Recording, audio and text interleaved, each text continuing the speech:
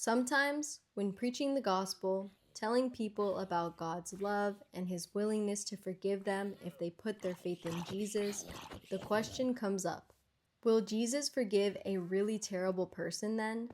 A murderer, a pedophile, or a rapist? Can a terrible person just confess Jesus in jail or on their deathbed and suddenly receive forgiveness and go to heaven? I even had someone tell me once that the reason they reject Christianity is because Jeffrey Dahmer professed Jesus in jail, and if that means he's going to heaven, it seems completely unjust. So, is it true that simple faith in Jesus will just erase all of a person's wrongdoing and that they will actually be forgiven by God? Hebrews 10:17 says, I will remember their sins and their lawless deeds no more. So yes, it's true for even the worst person you can think of. Romans 10:9 through 10 says, if you confess with your mouth that Jesus is Lord and believe in your heart that God raised him from the dead, you will be saved. The response you might have to that is, well, how is that fair? And that tells me you believe in justice, which is great because God is the most just being in existence. And if you believe in justice, then you should know that Christianity is the only religion that justly offers a true solution for the problem of sin. Most other religions teach that your good deeds need to outweigh your bad deeds or to simply change and stop committing those sins. But the problem is that the bad things we've done in the past still exist and need to be addressed. It's like the court of law. If someone commits a crime, that person is responsible for the crime they committed. The judge is not going to care about the really great things they did and the people they helped in life because that's not what they are on trial for.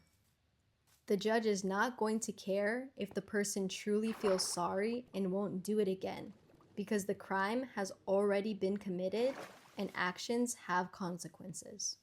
But this is why Christianity is so unique, that God himself came down as a human being and paid the price for all sin.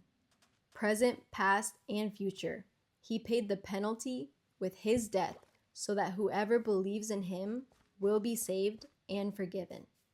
So it's like in the courtroom, someone who didn't commit the crime walks in and pays the entire fine. So the crime doesn't go unpunished, it is paid for. Our sins were addressed at the cross. That's why we can be fully forgiven.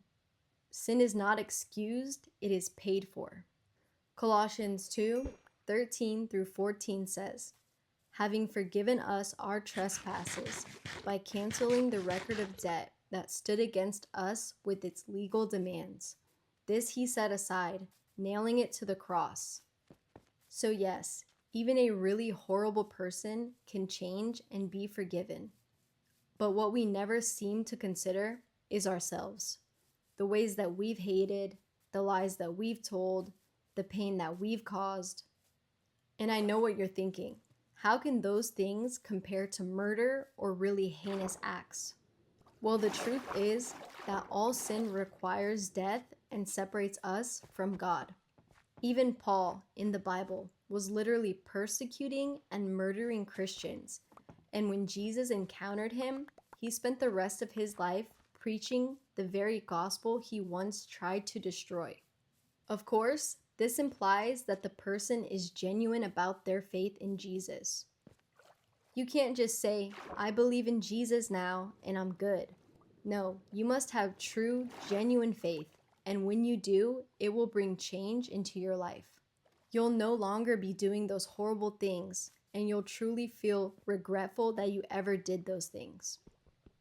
It's not like someone can say, I believe in Jesus, and continue sinning in the same ways, and think that they are fine. We may never know if Jeffrey Dahmer's faith was genuine, or any person who claims Jesus for that matter, but God does. No one will fool God. He knows every heart, every thought, and every motive. The question isn't whether God will judge people fairly. The question is whether any of us can stand before a perfect, holy God without the forgiveness that Christ offers.